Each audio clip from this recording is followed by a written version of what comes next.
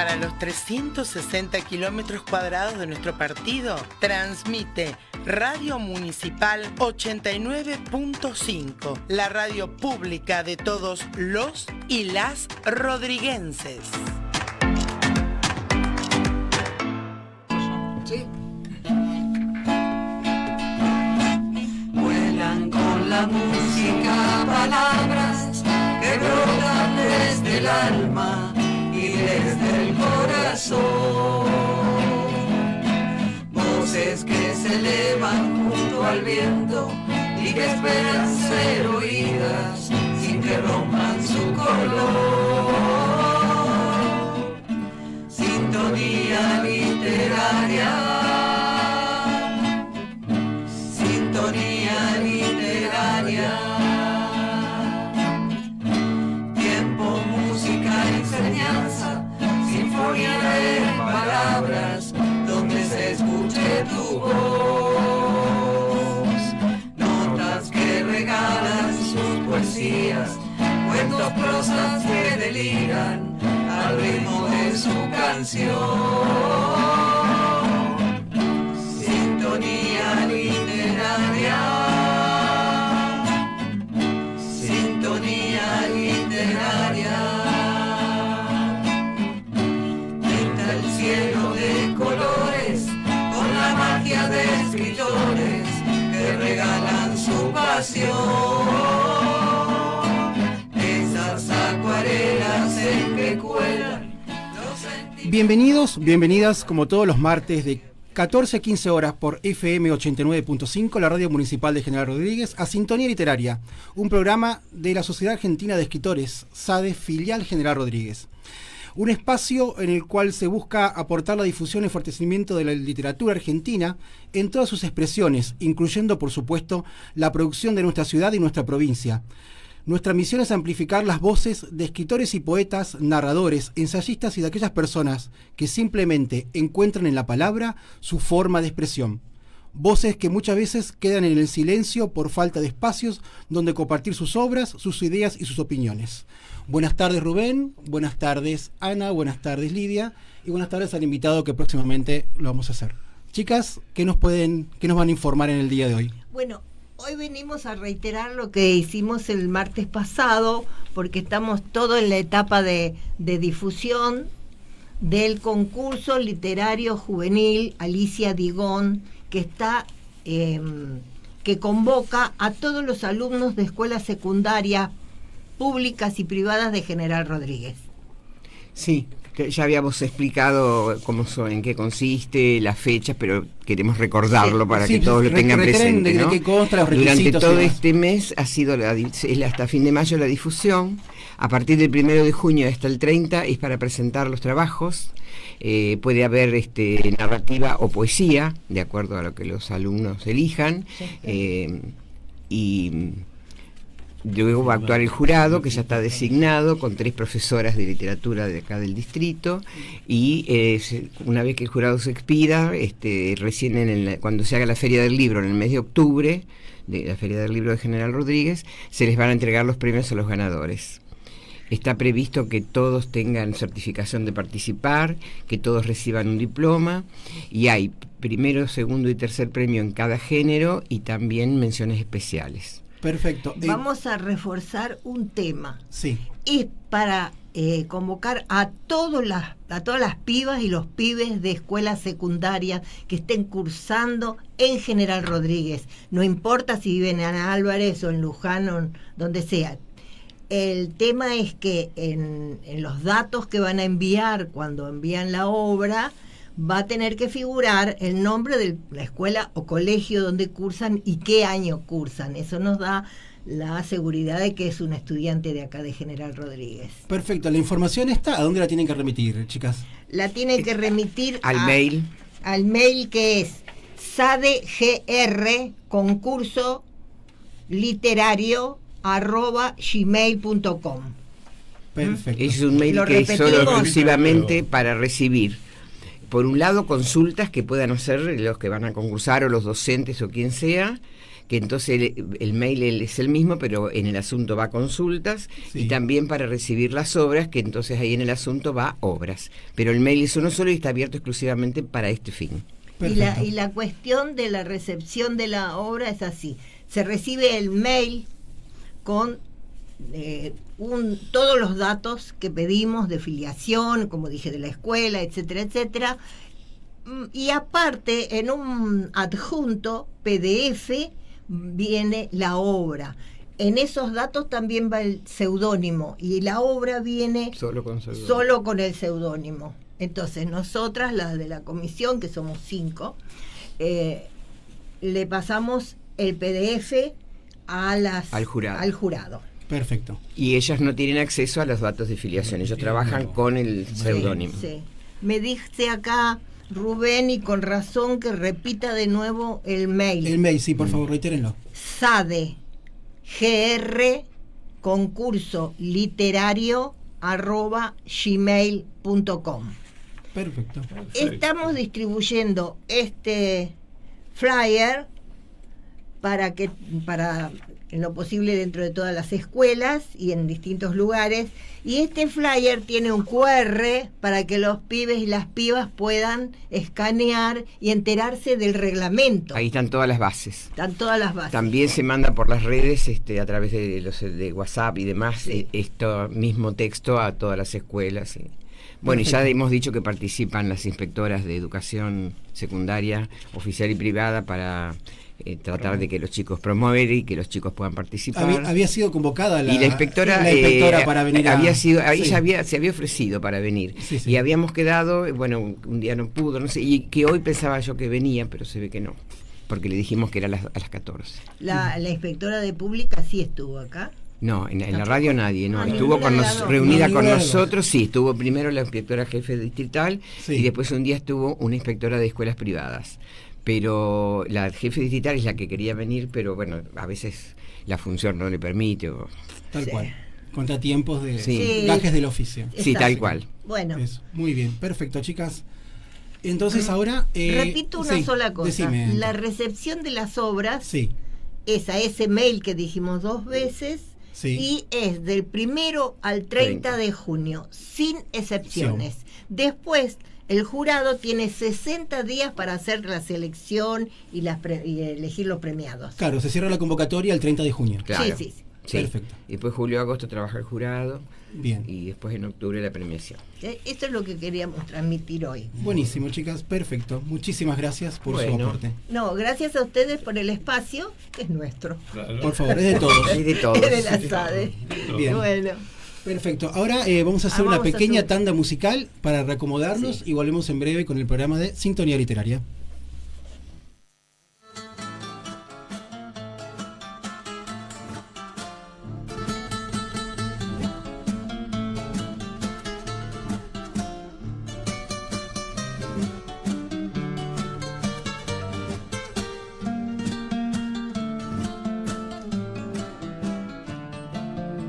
¿Cómo te nombraré para que entiendas que es por ti mi canción? ¿Cómo decirte amor de mi temor que no me quieras creer? Que sabes que mis ojos están viendo lo que tú quieres ver. Si eres como la estrella que mata los miedos de mi anochecer, tu sombra quiero ser para que entiendas de esta dulce ansiedad que hay en mi corazón, para que sepas cómo se debe amar, para seguirte a veces y otras veces señalarte el lugar por donde caminar para encontrar al fin la dicha del amor.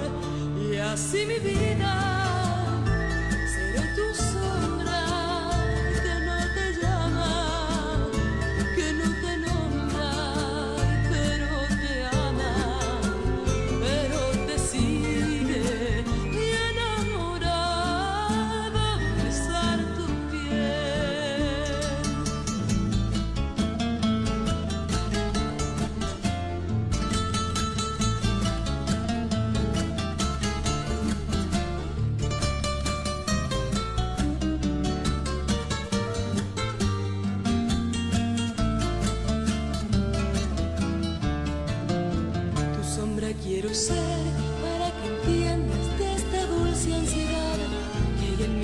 corazón para que sepas cómo se debe amar, para seguirte a veces y otras veces señalarte el lugar por donde caminar para encontrar al fin la dicha del amor. Y así mi vida seré tu sombra que no te llama, que no te nombra, pero te ama, pero te sigue y enamorada besar tu piel.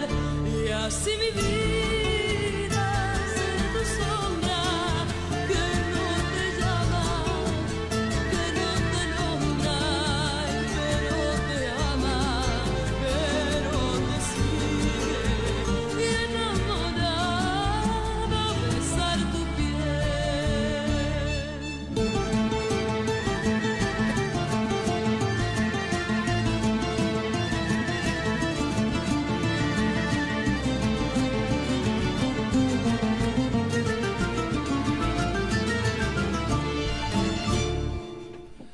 Bueno, retornamos nuevamente con el programa de Sintonía Literaria de la SADE General Rodríguez.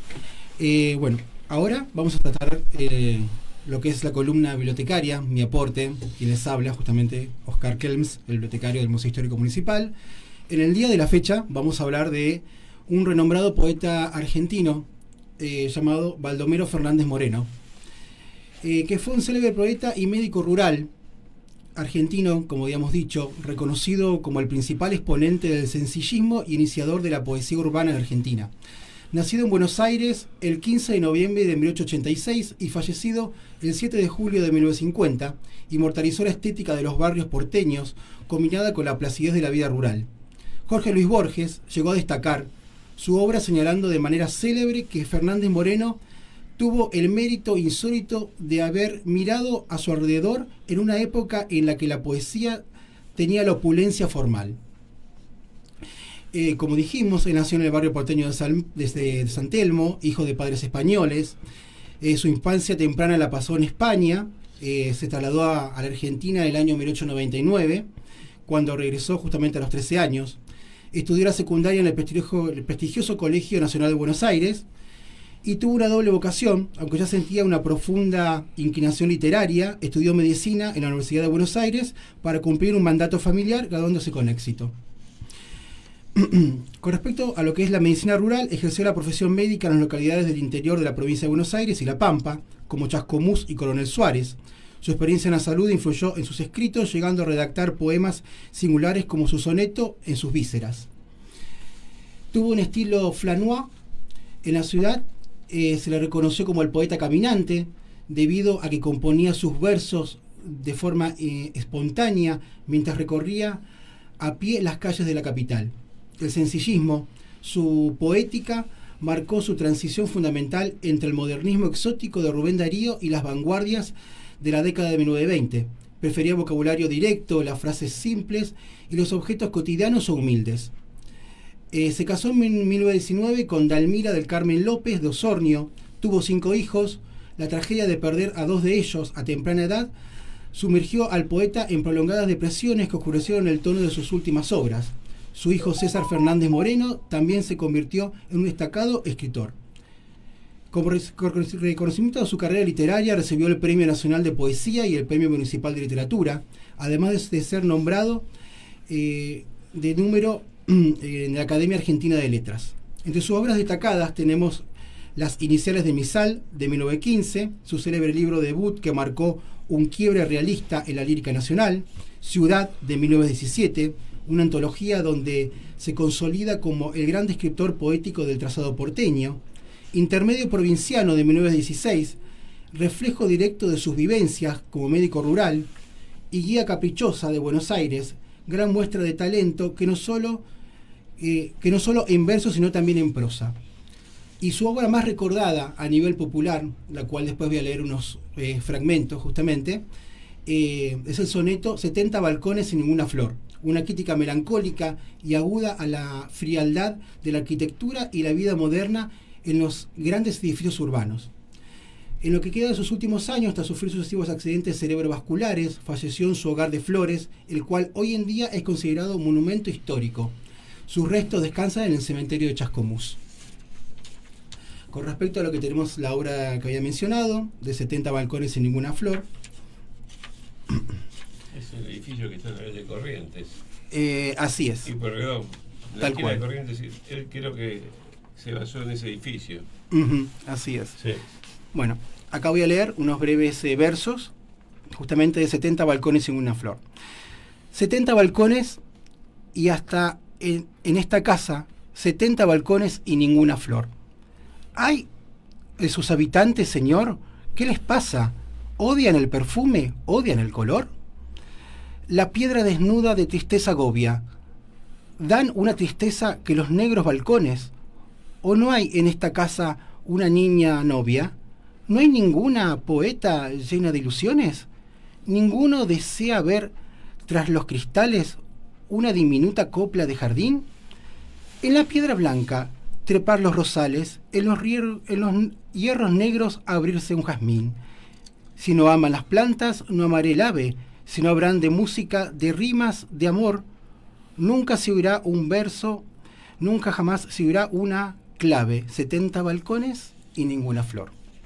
Está bueno, está bueno. Eso es el inicio justamente de lo que da su obra de 70 balcones y ninguna flor de Baldomero Fernández Moreno. Y pasa en las grandes ciudades que hay muchos edificios que están ahí, ninguno, ni salen al balcón, creo. Pero lo importante no es que los balcones tengan o no tengan flores, sino lo que él vio y lo que él escribió, Claro. y lo que él nos dejó, ¿no? Justamente, el aporte de su poesía. Claro. Eso es lo que se destaca. La poesía en sí vale, más allá de la utilidad de señalar una deficiencia urbana.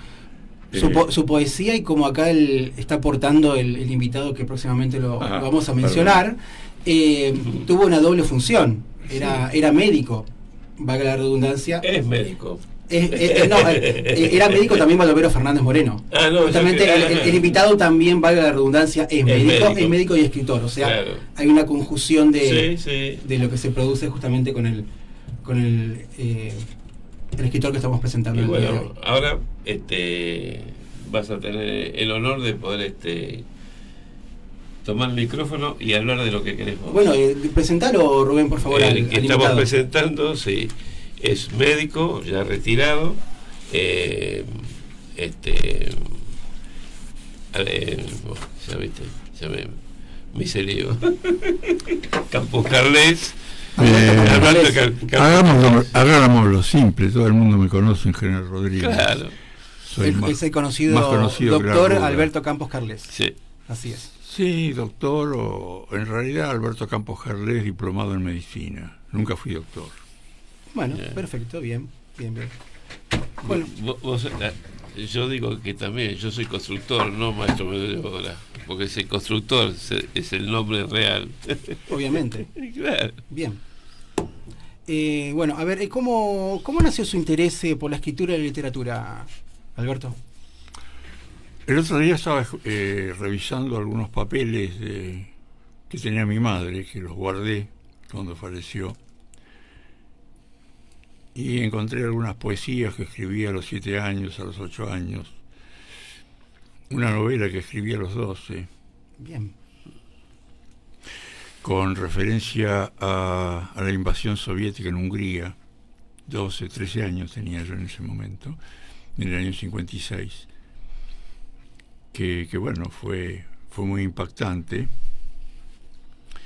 y escribí algo así, y quedó el borrador, que lo guardó mi madre, y después con el tiempo, bueno, obviamente la medicina me llevó mucho tiempo y mucho interés y dedicación, y por la mitad de la carrera, en el año 66,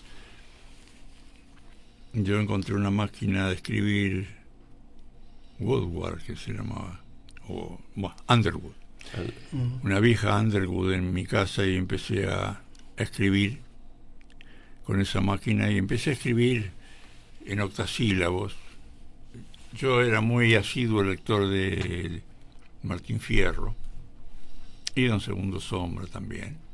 Ya hablaremos de eso. Ujú. Y escribí unos versos que todavía guardo los originales, curiosamente me quedaron. Y un día que mi padre era asesor y trabajaba con Bioy Casares y Silvino Campo, como asesor, como no sé si abogado y administrador en el campo de Bioy Casares. Y un día iba para allá él y le di los papeles y le dije, mostráselo a ver qué opinan. Cuando volvió me dijo que Silvino Campo quería conocerme, que la llamara y que fuera a su casa. Así que fui a la casa de Silvina. Y bueno, empezó la relación. Y empecé a escribir de otra manera, empecé a escribir en endecasílabos, empecé a aprender, pero fundamentalmente empecé con la prosa breve. Y bueno, y nos veíamos todas las semanas y yo le llevaba los míos escritos y ella me devolvía lo que había corregido. Lamentablemente no conservo esas correcciones de esa época, pero duró la relación 5 años, desde el 66 al 71, y en el verano nos escribíamos porque él pasaba largos periodos en Mar del Plata, yo estaba en Buenos Aires estudiando o lo que fuera, ¿no? Y salvo una vez que fui en el verano del 67 a Mar del Plata, pasé por ahí y estuve viviendo en la casa de ella, invitado unos 10 días por ahí, pero donde me sacó unas fotos que, bueno, las tengo también guardadas. Y a raíz de, digamos, de la escritura que ella me corregía y me enseñó a escribir en prosa, ya nunca más lo abandoné, por más que tuve largos periodos que me dedicaba ya sea a la familia, a los intereses familiares, a la medicina sobre todo, a la política también estuve dedicado acá.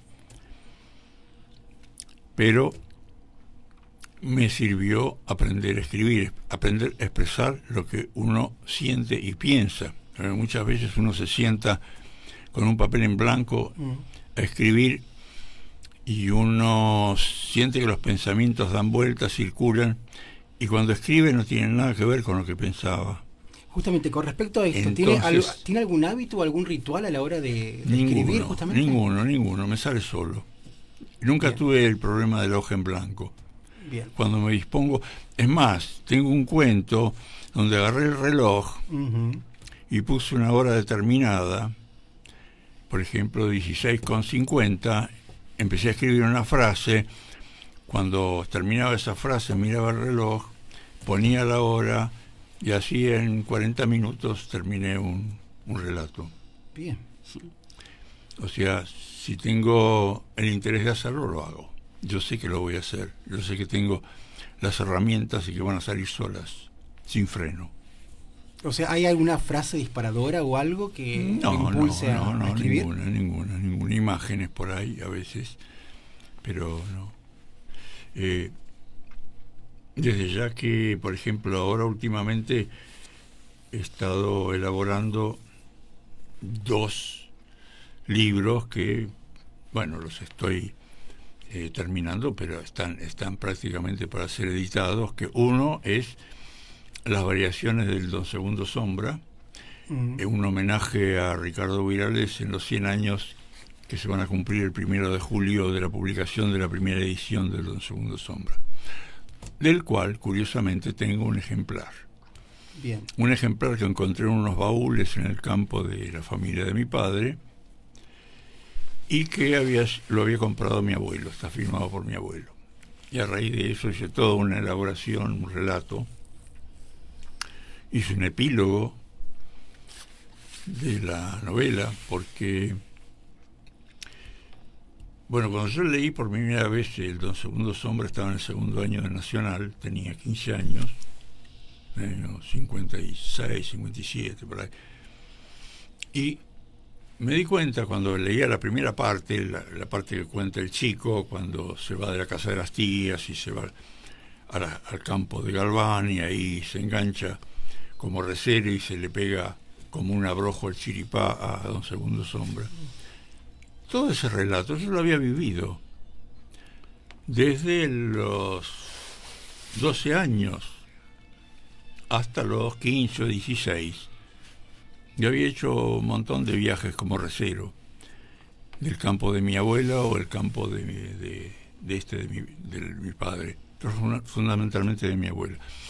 Y hacía vida de recero y cobraba, me pagaban. Yo terminaba el viaje, pasaba por el escritorio, porque se pasaba por el escritorio y el mayordomo me ponía los pesos, yo firmaba. Qué increíble. Y me sentía muy bien, con 200 pesos en el bolsillo, tenía 13 años. Para la Ahora, época era algo importante. Era durísima la vida de recero. El más macho de los oficios, dice el personaje de la novela, ¿no? Que se le pega. Entonces, cuando lo encontré en la primera edición, por supuesto que me la guardé como una reliquia. Claro. Y la envolví en un papel madera, como se envolvían los libros en esa época, cuando no tenían tapadura. Así es. Y con el tiempo volví a esa edición. Y después, comparando la primera edición que tenía con las ediciones posteriores, yo tenía las obras completas que me había regalado un tío mío, y entonces vi que esta era diferente. Y entonces ahí viene la fantasía como diferente, sí. En el año 2002 yo elaboré un cuento basado en esa primera edición del Don Segundo Sombra y lo puse en mi tercer libro de cuentos que publiqué, que se llama 1926, primera edición, y donde yo explico que esa edición no es como las habituales. Esa edición, por ejemplo, tiene 28 capítulos y no 27. Y aparte, al final, pegados a la usanza antigua las hojas, se llama intonsa, la manera intonsa de pegar las hojas, cuando las separo, me encuentro con un epílogo. Entonces mi edición tenía un epílogo. El epílogo está elaborado con el lenguaje de Huiraldes. O sea, yo lo escribí el epílogo con mi lenguaje y después durante un año analizando las frases de la novela y resaltándolas con un resaltador, y hice una especie de rompecabezas, y entonces armé el epílogo con el lenguaje de Huiraldes. Y entonces así quedó el cuento, que ese epílogo lo escribió Huiraldes. Y ahora, con los 100 años, hago algo más, y es una especie de novela de la novela. O sea, la novela de la Bildungsroman. Bildungsroman es la novela de formación. Tal cual. Y la novela que escribió Huiraldes es una novela de formación. Es el transcurso de su primera juventud, del chico pegado a Don Segundo Sombra, ¿no? De aprendizaje. Claro. Hay tanto para decir. Bueno, previo a esto, sé que dentro de la Biblioteca Municipal contamos con sus dos últimas obras. Bueno, las obras empecé... No, suyas, digo, propias de usted. Que sí. Son variaciones sobre cuentos, relatos, epístolas y notas de opinión. ¿Qué nos puede contar sobre ellas? Sobre esto primero. O sea, ¿cómo surgió la idea de esta obra? Esta obra surge ya en el año 24, o sea, hace 2 años. Yo había publicado el libro de cuentos Tuyutua, el libro 1926, primera edición, libros de cuentos de golf, el libro Mujer de relatos y cuentos, el libro Hombre de relatos y cuentos y una novela. Valga la redundancia, obras que se encuentran todas en el sector autores locales de la biblioteca, así que bueno, para quien quiera acceder. Y entonces decidí, ya como llegando en el año 24, 81 años, llegando un poco al final de la vida de uno, hacer una recopilación y armar un libro, una especie de antología. Entonces esto quedó como antología, porque aparte hay algunos capítulos que nunca los había escrito, los había publicado, que estaban en el blog o estaban en borradores. El gran capítulo variaciones sobre la reproducción humana, variaciones sobre la sexualidad, variaciones históricas, variaciones sobre los trabajos y los días de Hesíodo, variaciones sobre las letras de la Cábala, variaciones sobre sueños compartidos. En fin, había bastante material para agregar y salió algo medio enorme. Así es. Un libro de 400 páginas que lo hice con no con una editorial, sino con una imprenta, una gráfica. Bien, ¿cómo dialogan la ficción y la reflexión crítica dentro del libro? Bueno, eso lo dice Hernán D'Ambrosio en el prólogo. En el prólogo, que me hizo un muy lindo prólogo. Lástima que llegó tarde y no lo pude agregar. Entonces en los ejemplares yo lo copié y lo voy agregando. Es un popurrí. No hay género. O sea, está el género ficcional y está el género ensayístico, está el género simplemente de opinión, está el género informativo. O sea, todos se mezclan. Entonces, en cada variación, son 26 o 28 variaciones, hay varios tópicos que se tocan, ¿no? Variaciones sobre el amor, bueno, cuentos sobre el amor, variaciones sobre la muerte, variaciones felinas, cuentos sobre gatos, variaciones musicales. Está bueno eso. ¿Hay algún texto de la obra que considere especialmente representativo? ¿Algo específico de la obra? ¿Algo que le llame la atención? Personalmente. No, todo me llama la atención porque todo es mío. O sea, eso tendrías que preguntar a un lector. Y yo no puedo ser lector de mí mismo, o sea, siempre lo he sido. Pero te diría... Somos lectores te diría que uno de los... O hasta críticos de nuestra propia obra también. Sí, por supuesto. Uno de los fundamentales es las variaciones sobre las bellas de Anton Chekhov.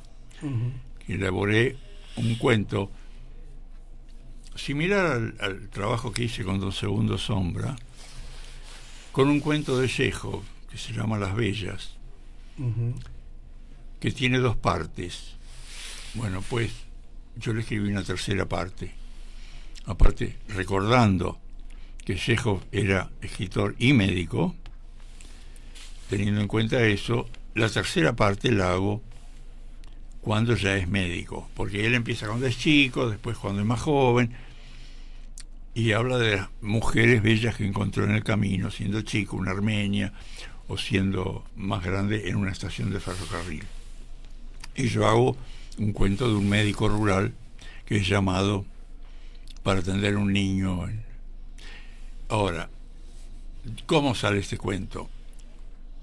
Yo tengo de mi tío abuelo, Carlos Carles, que fue director de Correos y Telégrafos en fines del siglo XIX, un retrato de Tolstoy, enviado por su amanuense J. Tolstoy, el comandante J. Tolstoy, una carta en francés de la Academia Imperial de Beaux-Arts, que está escrito en francés, donde le agradece un envío que le hizo mi tío abuelo a León Tolstoy, al conde, y le envía a cambio este retrato del conde. Entonces, ese retrato, que estaba en el campo de mi tío abuelo, un día se triza y lo llevo a arreglar a la casa de cuadros, y detrás de la madera terciada y el cuadro había unos papeles. Habían guardado unos papeles escritos en letra cirílica. Yo lo hago traducir y resulta que es de Anton Chekhov. La tercera parte la tercera parte del cuento Las Bellas. Qué increíble. ¿Y eso lo tenés? Bueno, Bien. un famoso escritor decía que el ABC de una buena historia es que esté bien escrita, que sea verosímil Claro. y que se extienda estrictamente lo necesario. Bueno, yo lo que hice énfasis en este cuento es hacerlo verosímil, porque obviamente no existe esos papeles en letra cirílica, sino que lo escribí yo. La tercera parte la escribí yo con el lenguaje que pude captar Qué bueno. de Chekhov. Pero dejo algunas pistas en el cuento como para que se den cuenta. Para que el lector Pero se de oriente. todos modos es interesante que le pregunten qué bueno, te encontraste con esos papeles, es posible.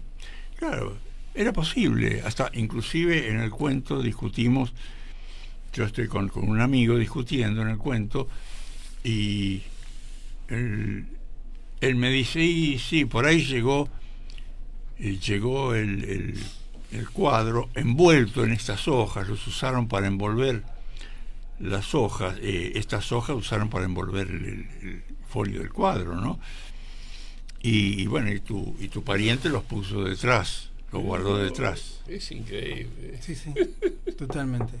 Sí, sí. Ese cuento está en ese libro, Variaciones sobre las Bellas, de Anton Chekhov. Y lo escribí ese cuento en el año 2004, que está también en el libro Mujer, en conmemoración a los 100 años de la muerte de Chekhov.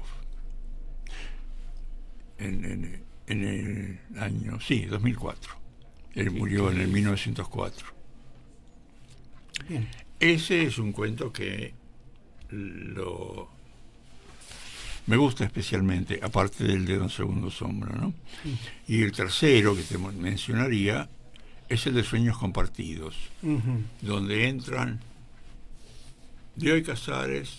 Eso tiene 3 partes, y entran Bioy Casares, Borges, Silvino Campo. Esas van a ser sus 2 próximas obras. No, eso ya está hecho. A salir, digo, a editar. Está editado en Las Variaciones, el libro que vos tenés. Sí, Es el libro gordo. Sí. Variaciones sobre Las Bellas, sí. Variaciones sobre Don Segundo Sombra, Bien. que es que ahí pongo el cuento que publiqué en el 2002, y Variaciones sobre Tiempos Compartidos, que es uno nuevo, que lo pongo ahí.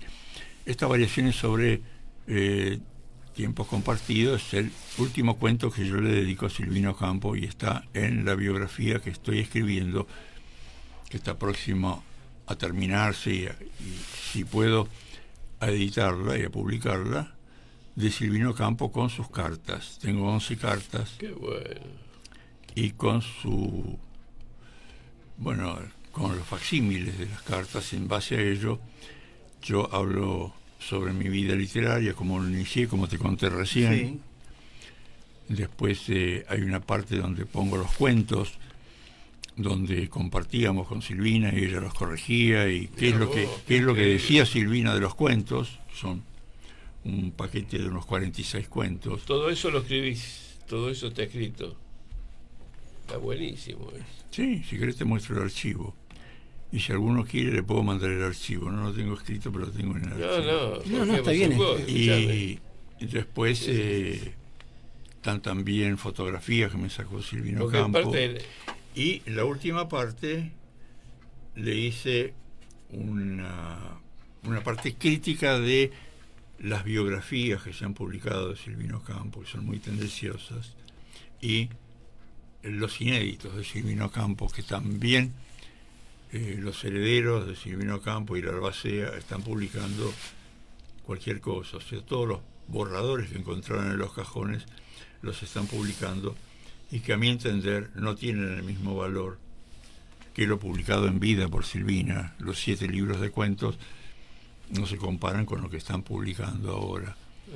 Y que hay que tener en cuenta que Silvino Campo muere en el año 93 y el esposo, Bioy Casares, muere en el año 99.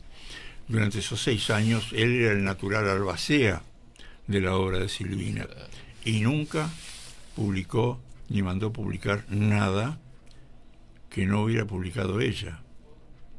Le respetó ese deseo a rajatabla. Pero los herederos y el albacea actual no han hecho eso. Y yo leí el otro día un libro curiosamente de la misma editorial que está publicando los inéditos de Silvina, la editorial Lumen, que publica toda la obra de Virginia Woolf. Y leía en Momentos de una vida, que es lo que publica póstumamente el marido, Leonard Woolf, de Virginia.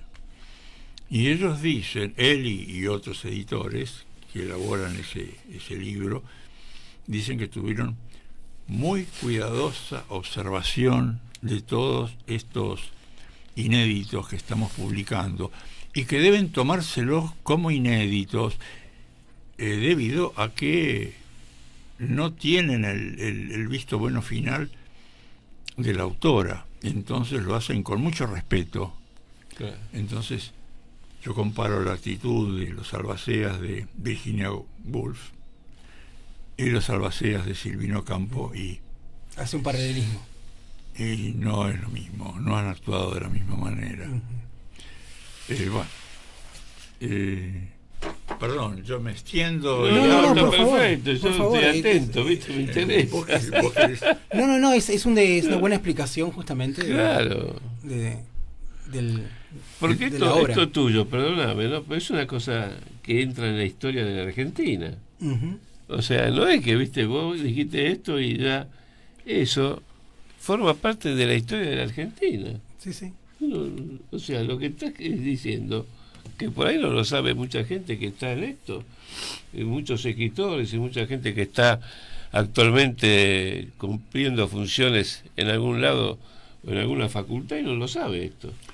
Bueno, por ejemplo, te digo, en el análisis que hice del Don Segundo Sombra, que me llevó bastante tiempo, leí la edición crítica de Paul Verdeboye, que es una maravillosa edición, y leí cosas que se publicaron.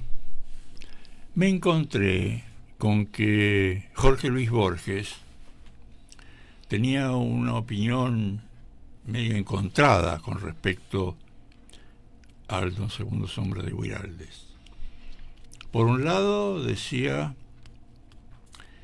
que él no manejaba el lenguaje campestre, el lenguaje de la campaña, sino que se basaba en metáforas de los cenáculos modernos o actuales de Montparnasse, y que la herencia, o sea, las fábulas que él elabora con el Don Segundo Sombra, le vienen de Kipling y de Mark Twain. O sea, Kipling escribió Kim, creo que Kim de la India, y Mark Twain escribió Huckleberry Finn. Bueno, ambos se refieren, creo, a adolescentes o lo que fuera. Entonces dice que si no fuera por Kipling y si no fuera por Mark Twain, Don Segundo Sombra no estaría. Algo similar hizo con José Hernández y Lucich, pero ese es otro tema, un uruguayo. Y además, él publica en Otras Inquisiciones, que es un libro de ¿cómo se llama?, de ensayos de Borges, publica The Purple Land, así, con ese título, o sea, La Tierra Purpúrea. La Tierra Purpúrea es una novela de Enrique Hudson, Guillermo Enrique Hudson, el que escribió la famosa, todos conocida, Hallarijo hace tiempo. El británico, que en realidad no era británico porque nació en Quilmes y vivió buena parte del tiempo en la provincia de Buenos Aires, después se fue a Inglaterra y allá escribió en inglés The Purple Land. Y él mismo lo dice, The Purple Land, la primera edición que publica a fines del siglo XIX era La tierra purpúrea que perdió Inglaterra. Nadie le dio bolilla, salió en dos fascículos separados, y finalmente lo vuelve a publicar 20 años más después, y como La tierra purpúrea. O sea, que perdió Inglaterra no lo agrega. ¿Y por qué que perdió Inglaterra? Porque se refiere a un personaje autobiográfico, Richard Lamb, que se casa muy joven con una niña de Buenos Aires, y como la familia estaba en contra de ese casamiento, se van a Uruguay. Y él la deja en casa de unos parientes a la joven esposa, y se va a buscar trabajo en Uruguay.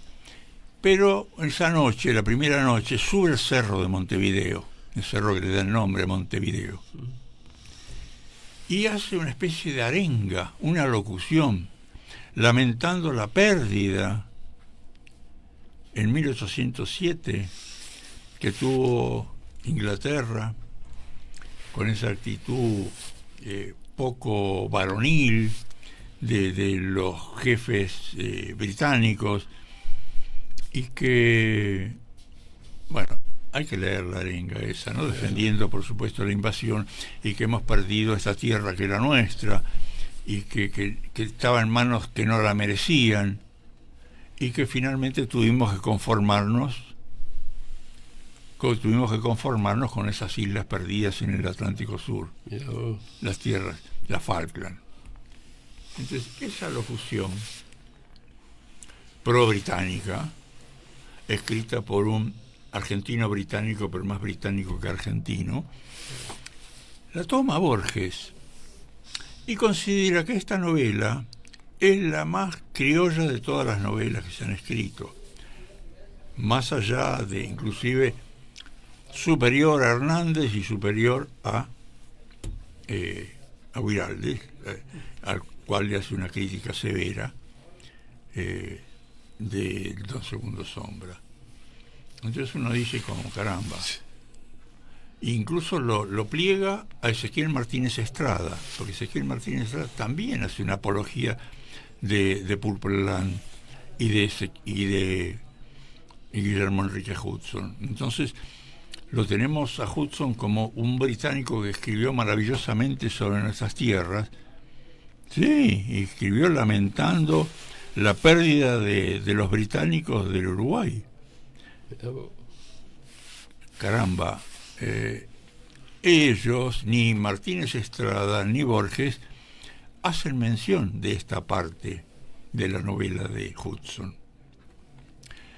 Y en el libro Allá lejos y hace tiempo, en el primer capítulo, hay una parte donde están unos chicos con un perro lastimado, y entonces cuenta cómo ese perro los miraba con unos ojos bondadosos y tristes, y dice que son similares a esas viejas negras que estaban al cuidado de los niños revoltosos de una raza superior. Caramba. Y todos leemos en la escuela el libro ese de Lejos hace tiempo. Resulta que este hombre, está bien, 1 siglo y medio de distancia, pero raza superior. Claro, y no solamente raza superior, porque seguramente si ahondamos en el pensamiento de Hudson, la raza superior era la que había tomado no solamente sobre los negros, sino sobre la gente a la cual le habían arrebatado el Uruguay. O sea, crear una colonia británica era todo un logro para la civilización, que le íbamos a respetar la religión, las costumbres y lo demás, y iba a ser muy beneficioso para los que se quisieran quedar. Entonces hay que tomar a los personajes, o sea, hay que tomarlos tal cual son y desmistificarlos. y sacarle ese ropaje de pompa que tienen puesto. Sí, porque hay un montón Y porque al fin y al cabo uno se basa en las palabras de ellos. Y hay un famoso dicho, ¿no? Uno es dueño de su silencio y esclavo de sus palabras. Y ellos son esclavos de las palabras que dejaron impresas. Está en nosotros recogerlas, analizarlas y darles una respuesta, porque requieren una respuesta por la dignidad de la literatura argentina y por la dignidad nacional también. ¿Y cómo se hace para eso? Escribiendo. Sí, es verdad, escribiendo. Sí, Escribiendo. Sí, escribiendo, sí, tenés razón. Así es. Sí. Sí. Bien. Bueno, eso está en el libro que espero próximamente poder publicarlo. Bien. Vamos, estoy buscando Información. contactos y ver que hayan interesados, dado el centenario de la novela, para publicarlo. ¿Y dónde vas a pedir información? ¿O cómo te moverías? ¿Cómo? Yo hice un contrato con un agente literario, así que él se está moviendo con editores y periodistas y demás. Sí, la otra vez hice una presentación de este libro compartida en la Feria del Libro. Sí, sí. Yo lo anuncié acá. Y después fui a la Radio Cultura de la capital, esa que está frente a la SADE. Lo vi, me entrevistó un periodista que es conocido. Edgardo Miller. Claro. ¿Vive acá? Vive en las Malvinas, sí. Y después estuve el domingo en una radio AM, no me acuerdo qué radio es, en la calle Gorriti, en Capital, con un periodista Piro también, que creo que está en Perfil y demás. En fin, veremos qué es lo que sale. O sea, tengo 2 proyectos: Don Segundo Sombra, o sea, variaciones, y las cartas de Silvino Campo. Si quieren les puedo mostrar la tapa. Sí, es importante. La tapa te la hizo el dibujante de acá, ¿cómo se llama? Dalfiume me hizo dibujos muy lindos, los dibujos. Muy lindos que agregué. Sí, me los mandó a mí. Sí, Gianni Dalfiume. Gianni Dalfiume, un gran... Es un gran dibujante. Un gran dibujante. Sí.